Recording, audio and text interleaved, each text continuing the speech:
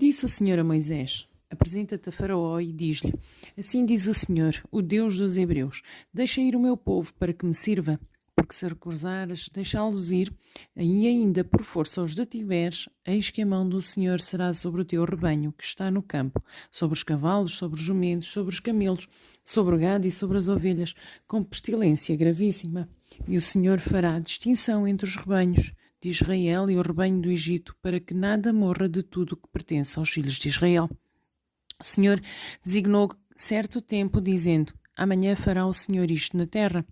E o Senhor o fez no dia seguinte, e todo o rebanho dos egípcios morreu. Porém, do rebanho dos israelitas não morreu nenhum. O faraó mandou ver, e eis que do rebanho de Israel não morreram nenhum sequer. Porém, o coração do faraó endureceu-se e não deixou ir o povo. Então disse o Senhor a Moisés e a Arão: Apanhai mãos cheias de cinza de forno, e Moisés atire-a para o céu diante do faraó. Ela se tornará em pó miúdo sobre toda a terra do Egito e se tornará em tumores que se arrebentem em úlceras nos homens e nos animais por toda a terra do Egito. Eles tomaram cinza do forno e apresentaram-se ao faraó. Moisés atirou-a para o céu e ela tornou-se em tumores que se arrebentavam em úlceras nos homens e nos animais, de maneira que os magos não podiam permanecer diante de Moisés por causa dos tumores, porque havia tumores nos magos e em todos os egípcios. Porém, o Senhor endureceu o coração de Faraó e este não os ouviu, como o Senhor tinha dito a Moisés. Disse o Senhor a Moisés: Levanta-te pela manhã cedo, apresenta-te ao Faraó e diz-lhe: Assim diz o Senhor, o Deus dos Hebreus: Deixa ir o meu povo para que me sirva, pois esta vez enviarei todas as minhas pragas sobre o teu coração e sobre os teus oficiais e sobre o teu povo, para que saibas que não há quem me seja semelhante em toda a terra. Pois já eu poderia ter estendido a minha mão para te ferir a ti e ao teu povo com pestilência e terias sido cortado da terra. Mas, deveras para isso te hei de mantido, a fim de mostrar-te o meu poder e para que seja o meu nome anunciado em toda a terra. Ainda te levantas contra o meu povo para não deixá-lo ir? Eis que amanhã, por este tempo, farei cair muito grave chuva de pedras, como nunca houve no Egito, desde o dia em que fui fundado até hoje.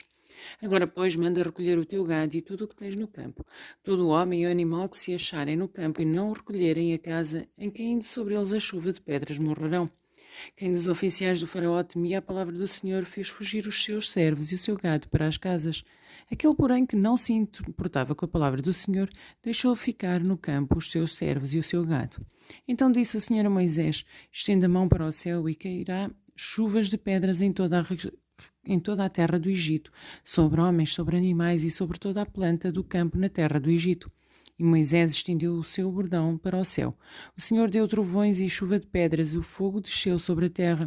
E fez o Senhor cair chuva de pedras sobre a terra do Egito. De maneira que havia chuva de pedras de fogo, misturado com a chuva de pedras tão grave, qual nunca houve em toda a terra do Egito, desde que veio a ser uma nação. Por toda a terra do Egito, a chuva de pedras feriu tudo quanto havia no campo, tanto homens como animais. Feriu também a chuva de pedras toda a planta do campo e quebrou todas as árvores do campo. Somente a terra de Gósen, onde estavam os filhos de Israel, não havia chuva de pedras. Então o faraó mandou chamar a Moisés e a Arão e disse-lhes: Esta vez pequei. O Senhor é justo, porém eu e o meu povo somos ímpios. Orai ao Senhor, pois já bastam estes grandes trovões e a chuva de pedras. Eu vou-vos deixar ir, e não ficareis mais aqui.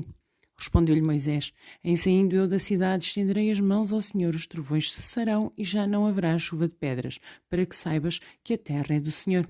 Quanto a ti, porém, aos teus oficiais, eu sei que ainda não temeis ao Senhor Deus. O linho e a cevada foram feridos, pois a cevada já estava na espiga e o linho em flor. Porém o trigo e o centeio não sofreram dano, porque ainda não haviam nascido. Saiu, pois, Moisés da presença do faraó e da cidade e estendeu as mãos ao Senhor. Cessaram os trovões e a chuva de pedras, e não caiu mais chuva sobre a terra. Tendo visto Faraó que cessaram as chuvas, as pedras e os trovões, tornou a pecar e endureceu o coração, ele e os seus oficiais. E assim Faraó, de coração endurecido, não deixou ir os filhos de Israel, como o Senhor tinha dito a Moisés.